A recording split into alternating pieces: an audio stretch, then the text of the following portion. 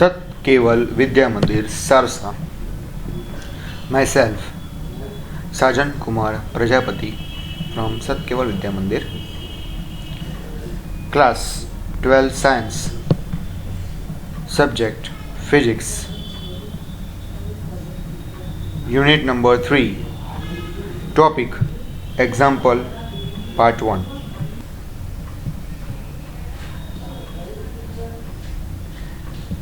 આપણે પ્રીવિયસ લેક્ચરની અંદર એક્ઝામ્પલ્સ વિશે વાત કરી ચૂક્યા છે ચેપ્ટર નંબર 3ની અંદર. આજે આપણે આગળ હવે વાત કરીશું કેટલાક એક્ઝામ્પલ વિશે વાત કરવાની છે આપણે અહીં આગળ. તો ચાલો શરૂઆત કરીએ. પ્રીવિયસ લેક્ચરની અંદર આપણે શ્રેણી જોડાણની અંદર અવરોધોની એટલે કે અવરોધના શ્રેણી જોડાણની માટેના એક એક્ઝામ્પલની વાત કરી હતી અને ઓમના નિયમ લગતા એક એક્ઝામ્પલ જોયા હતા. હવે આજે આપણે અહીંયા શ્રેણી જોડાણની જેમ જ સમાંતર જોડાણની રીતની વાત કરવાની છે. એટલે કે તેના જેવો જ એક્ઝામ્પલ સેમ છે, પરંતુ અહીં ફરક એટલો છે કે શ્રેણી જોડાણ હતું, અહીંયા આપણી પાસે અહીંયા સમાંતર જોડાણ છે. તો ચલો પ્રશ્નની શરૂઆત કરીએ. ક્વેશ્ચન છે કે 2 ઓમ 4 ઓમ અને 5 ઓમ એટલે કે 2 ઓમ 4 ઓમ અને 5 ઓમના 3 અવરોધો સમાંતરમાં જોડેલા છે. એટલે કે અહીંયા આગળ ટોટલ 3 અવરોધો છે અને એ 3 અવરોધોને આપણે સમાંતરમાં જોડેલા છે.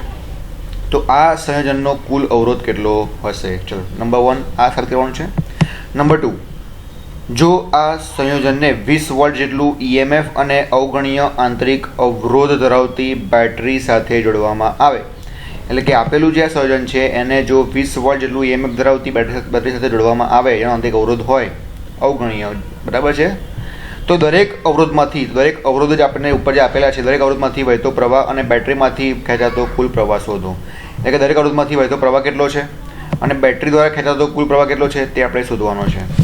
હવે મિત્રો તમને યાદ રાખવું જોઈએ અને તમને યાદ હોવું જોઈએ કે જ્યારે સમાંતર જોડાણની વાત કરીએ તો એમાં આપણે જાણીએ છીએ કે સમાંતર જોડાણની અંદર આપણને સમાન વેલ્યુ કોની મળે? તો વોલ્ટેજ નહીં મળે. જ્યારે ડિફરન્ટ શું મળે? એટલે જુદું જુદું શું મળે? વિદ્યુત પ્રવાહ. જ્યારે આપણે શ્રેણી જોડાણની વાત કરી રહ્યા હતા ત્યારે શ્રેણી જોડાણની અંદર આપણને પ્રવાહ કેવો મળતો હતો?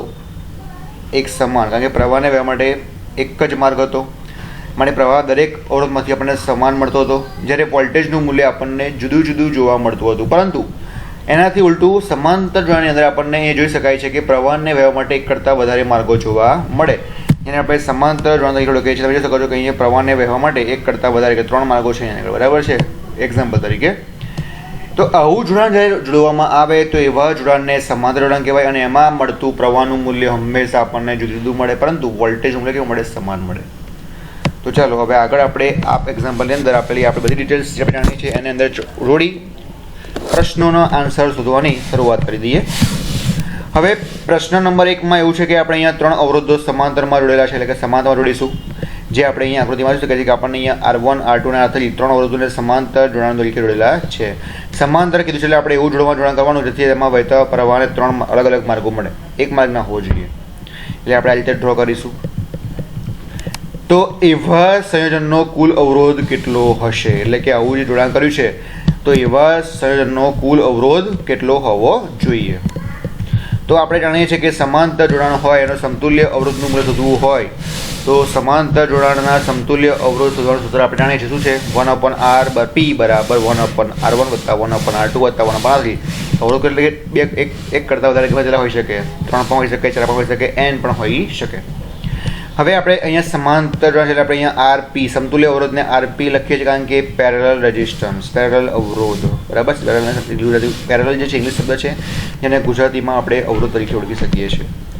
તો સમાંતર જોડાણ માટેનું સૂત્ર એટલે કે સમાંતર જોડાણ બરાબર શું લખીશું કે 1/RP બરાબર 1/R1 વત્તા 1/R2 વત્તા 1/R3 is equal two 1/R1. ચલો R1 ની કેટલી છે? 2 ઓમ, R2 કેટલા છે? 4 ઓમ અને R3 કેટલા છે? 5 ઓમ. એને સોલ્વ કરતા જઈએ તો આપણને એક આન્સર મળશે 10 + 5 + 4. એટલે આપણે મેથેમેટિકલ સોલ્યુશન આપીશું લસા શોધીને, તો આપણને એનો આન્સર મળે છે 19/20. એટલે કે 1/RP કેટલા મળ્યા? 19/20. તો RP ઉપર લઈ જઈએ તો શું મળશે? 20/19 ઓમ, બરાબર છે. તો અહીંયા આપણને સમાંતર જોડાણ માટેના અવરોધનું સમતુલ્ય અવરોધનું સૂત્ર શું મળ્યું? 20/19 ઓમ જોવા મળે છે. તો આ થયો આપણો પહેલો પ્રશ્ન કે જેમાં આપણે સંયોજનનો કુલ અવરોધ શોધી કાઢ્યો, બરાબર છે. આગળ બીજો પ્રશ્ન વાંચીએ કે જો આ સમાંતર જોડાણ નામના સંયોજનને 20 વોલ્ટ જેટલું EMF અને અવગણ્ય આંતરિક અવરોધ ધરાવતી બેટરી સાથે જોડવામાં આવે, એટલે કે આ સંયોજનની અંદર આપણે બેટરી જોડીશું, એનું મૂલ્ય છે 20 વોલ્ટ અને જેનો આંતરિક અવરોધ છે અવગણ્ય. જો અહીં જોડેલો બતાવ્યો છે સમાંતર જોડાણની અંદર, કારણ કે વોલ્ટેજ તો સમાન જ હોય, બરાબર છે. જોડેલો બતાવ્યો છે તો દરેક અવરોધમાંથી પ્રવાહ વહેતો હોય અને બેટરીમાંથી ખેંચાતો કુલ પ્રવાહ શોધો. એટલે દરેક અવરોધમાંથી પ્રવાહ કેટલો મળશે, તો અહીંયાથી પ્રવાહ કેટલો મળશે, અહીંથી પ્રવાહ કેટલો મળશે, અહીંથી પ્રવાહ કેટલો મળશે. આપણે ધારો કે R1 છે, એમાંથી વહેતો પ્રવાહ I1 છે, આમાંથી વહેતો પ્રવાહ I2 છે, આમાંથી વહેતો પ્રવાહ I3 છે. આ દરેક I1 I2 I3ની આપણે કિંમત શોધવાની છે અને આપેલા પરિપથનો કુલ પ્રવાહ એટલે કુલ અવરોધ શોધવાનો છે, કુલ પ્રવાહ શોધવાનો છે. હવે કુલ પ્રવાહ શોધવો હોય એની આપણે પછી વાત કરીએ. પહેલાં આપણે શોધવાનું શું છે કે દરેક સંયોજનની અંદર રહેલા દરેક અવરોધમાંથી વહેતો પ્રવાહ શોધવાનો છે. તો ઓમના નિયમ મુજબ V બરાબર IR મુજબ, બરાબર, અહીંયા આપણે E લખીશું તો E બરાબર IR, V જગ્યાએ લખીશું V બરાબર IR.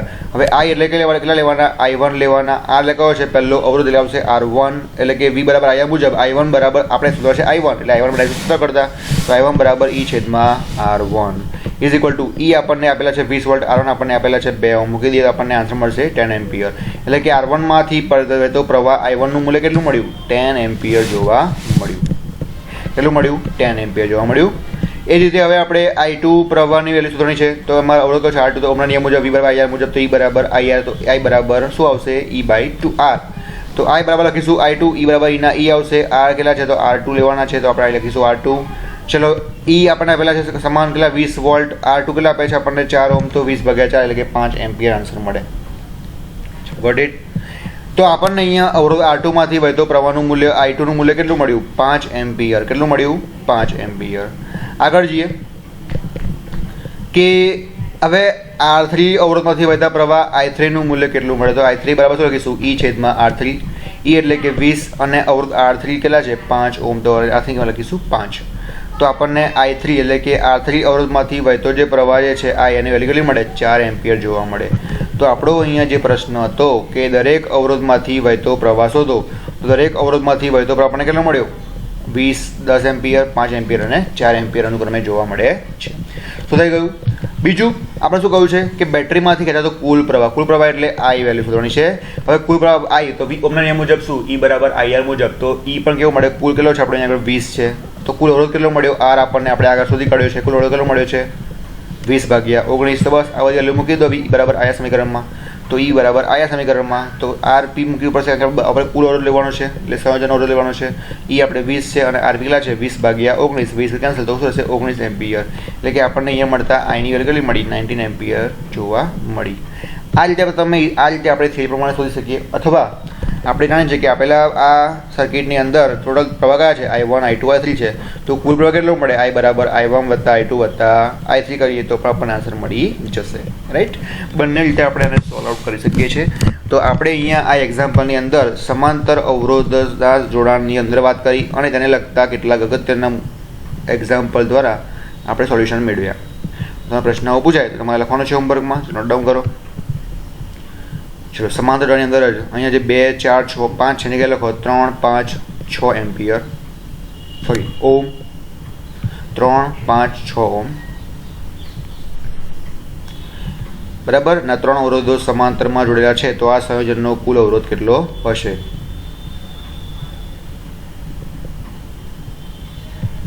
ત્યારબાદ બીજું છે કે જો આ સંયોજનને 20 વોલ્ટ છે જગ્યાએ લખો 22 વોલ્ટ જેટલું EMF અને અવગણ્ય આંતરિક અવરોધ ધરાવતી બેટરી સાથે જોડવામાં આવે, દરેક અવરોધમાંથી વહેતો પ્રવાહ અને બેટરીમાંથી વહેતો કુલ પ્રવાહનું મૂલ્ય શોધો. બીજું તમને એમ. ચલો આનો પહેલો એક્ઝામ્પલ છે હોમવર્કની અંદર. ચલો લખો સેકન્ડ એક્ઝામ્પલ.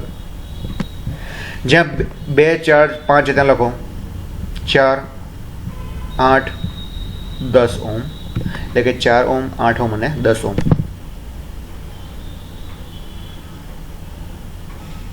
અને જ્યાં બેટરી જે આપી છે 20 વોલ્ટ એની લખો 40 વોલ્ટ, 40 વોટ, વોટ નહીં વોલ્ટ. આ બીજો એક્ઝામ્પલ છે જે આપણે અહીંયા હોમવર્કમાં આજે કરવાનો રહેશે, બરાબર છે. ચલો આગળ એક નવા એક્ઝામ્પલની શરૂઆત કરીએ. નેક્સ્ટ જે એક્ઝામ્પલ છે એની રકમ આપણે વાંચી કાઢી પહેલાં.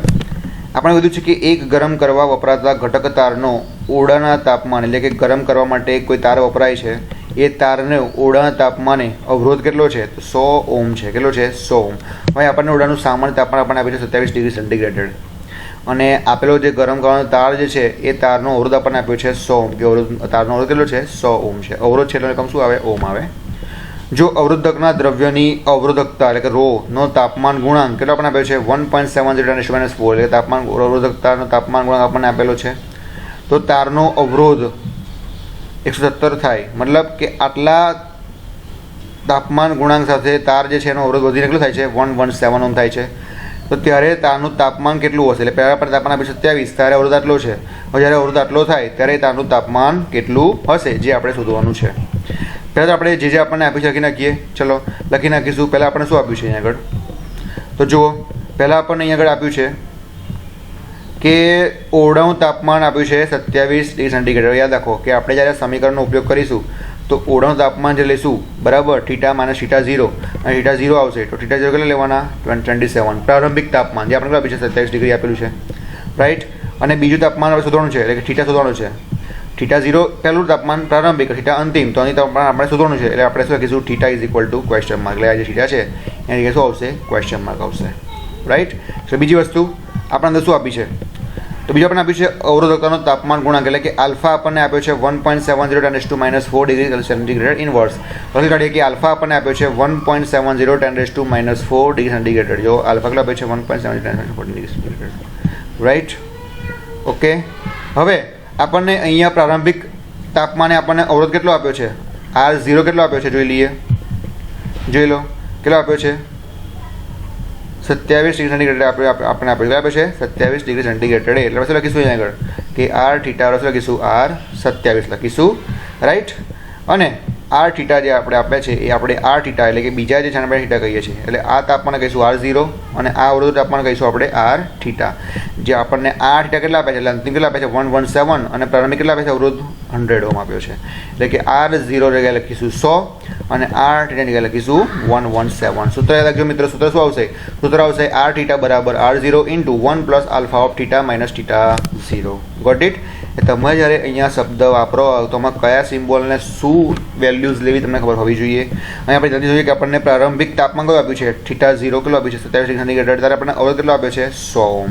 એટલે કે R θ આપ્યો છે, R0 આપ્યો છે આપણને, બરાબર. એ રીતે દ્રવ્યની તાપમાન ગુણાંક આલ્ફા આપેલો છે, અને અંતિમ આપણને અવરોધ એટલે કે R θ આપણને આપ્યો છે 117. ત્યારે તાપમાન એટલે કે R θ આપણે શોધવાનું છે. આ આપણને R0 અને θ0 આપણને આપ્યા છે. R θ અને θ આપણને આપેલા છે. ચલો બધું મૂકી દો અંદર વેલ્યુઝને સોલ્વ કરવા. તો સોલ્વ કરતાં આપણે શોધવાનું શું છે? θને આપણે શોધવાનું છે. એટલે અહીંયા સોલ્યુશન આપવાની છે આપણે કે R θની વેલ્યુ મૂકી દીધી, R0ની વેલ્યુ આપણે 100 મૂકી દીધી, 1 m, બરાબર છે. અહીંયા ભૂલ છે, અહીંયા પ્લસ આવશે. પ્લસ અહીંયા આપણે આલ્ફાની વેલ્યુ મૂકી દીધી છે, θની વેલ્યુ મૂકી દીધી છે, અને θની વેલ્યુ મૂકી દીધી છે. સોલ્વ કરતાં કરતાં જી એનામાંથી આપણે θને શું બનાવવાનું છે? સૂત્ર કરતાં બનાવીશું.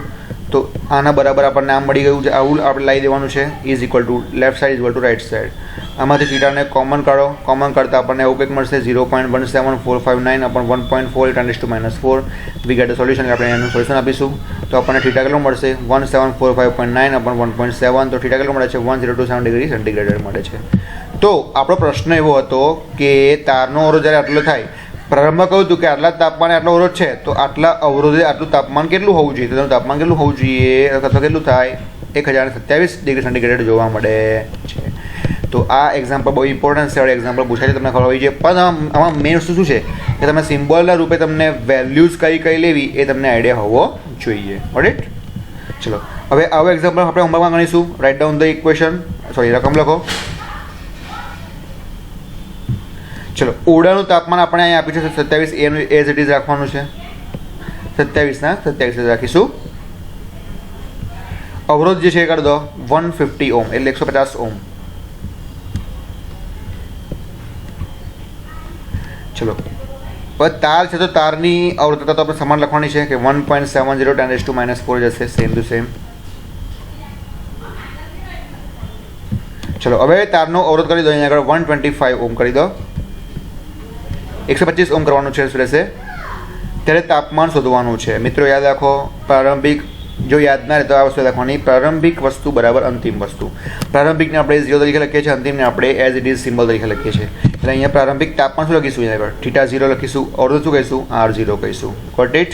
એવી રીતના અહીંયા આગળ આપણે અંતિમ અવરોધ શું કહીશું? R થીટા, અને તાપમાન શું કહીશું? થીટા.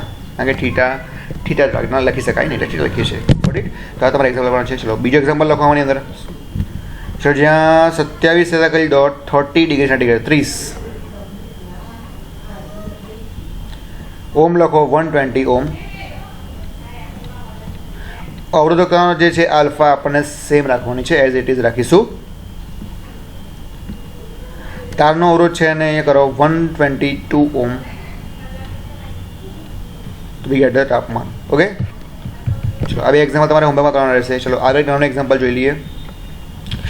સૌપ્રથમ આપણે રકમ વાંચીશું અને યાદ રાખો, જ્યારે પણ તમે એક્ઝામ્પલ પૂરો કરો તો છેવડે એના અંતમાં એને કપડા એટલે કે એના એકમ લખવાનું ભૂલવાનું નથી. કપડા પહેરી લેવાના, બરાબરના. તો એને કપડામાં શું આવશે? એનો એકમ કયો છે? Degree centigrade. મજા કરું છું, પણ આપણે યાદ રાખવાનું છે, એના માર્ક્સ કપાઈ જાય છે. આપણે જ્યારે કોઈ પણ દાખલો ગણીએ છીએ ત્યારે એના અંતમાં આપણે એનો એકમ લખવો જરૂરી છે. હવે જુઓ, 15 મીટર લંબાઈના અને 6 × 10⁻6 × 10⁻7 મીટર સ્ક્વેર જેટલું નિયમિત ક્ષેત્રફળ ધરાવતા તારમાંથી અવગણી શકાય તેટલો ઓછો પ્રવાહ પસાર કરવામાં આવે છે. કોઈ તાર છે, એ તારનું ક્ષેત્રફળ આટલું છે, જેમાંથી અવગણી શકાય તેવો પ્રવાહ પસાર કરવામાં આવે છે. તો ત્યારે તેનો અવરોધ 5 ઓમ આપવામાં આવે. ત્યારે તારનો અવરોધ આપણને 5 ઓમ મળે છે. તો આ પ્રયોગ કરવાના તાપમાનના તારના દ્રવ્યની અવરોધકતા એટલે કે આપણે ρ શોધવાની રહેશે. હવે આપણે શું આપ્યું છે એકવાર લખી નાખીએ. સૂત્રણ છે આપણે લખી નાખીશું, ત્યારબાદ એને લગતા વળગતા સૂત્રનો ઉપયોગ કરવાનો પ્રયત્ન કરીશું. ચલો પહેલું લંબાઈ એટલે કે L આપી છે, લખો L બરાબર 15 મીટર. પછી લખીશું તું 6 × 10⁻7 મીટર સ્ક્વેર જેટલું નિયમિત ક્ષેત્રફળ. એટલે આપણને આ વેલ્યુ આપી છે, ક્ષેત્રફળ લખો. ક્ષેત્રફળ સિમ્બોલ આવે A બરાબર લખીશું 6.0 × 10⁻⁷ મીટર સ્ક્વેર. એટલે આપણે A બરાબર લખીશું 6.0 × 10⁻⁷ મીટરનો સ્ક્વેર. પછી આપણને આપ્યું છે અવરોધ, લખો અવરોધ R બરાબર 5 ઓમ. અને આપણે ફાઇન શું કરવાનું છે? અવરોધકતા ρ બરાબર ક્વેશ્ચન માર્ક. ચલો હવે આપણી પાસે ρ છે, L છે, A છે અને R શોધવાની છે. તો આવો કયો સિમ્બોલ આવે? સોરી, R છે, આપણે ભૂલ કરી મેં.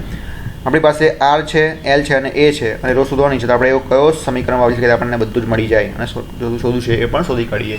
તો આપણે જાણીએ છીએ સૂત્ર છે આપણી પાસે થિયરી ભણ્યા હતા ઓમના નિયમની. આપણે એક સમીકરણ સાબિત કર્યું હતું કે R બરાબર ρ/A.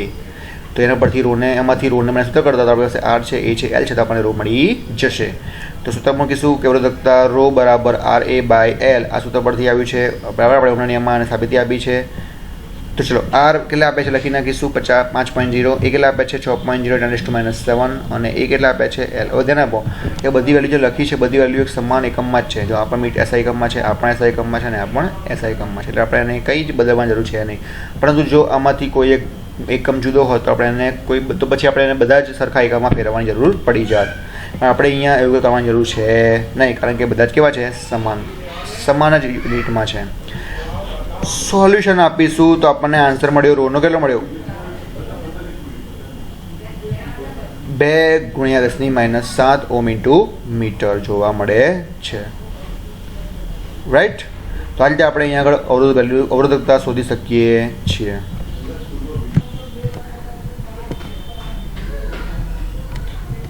તો આ એક્ઝામ્પલ બહુ ઇઝી છે. આ 2 માર્ક્સમાં પૂછાયેલો એક્ઝામ્પલ છે. બધા મને અને તૈયારી કરી દેવાની રહેશે.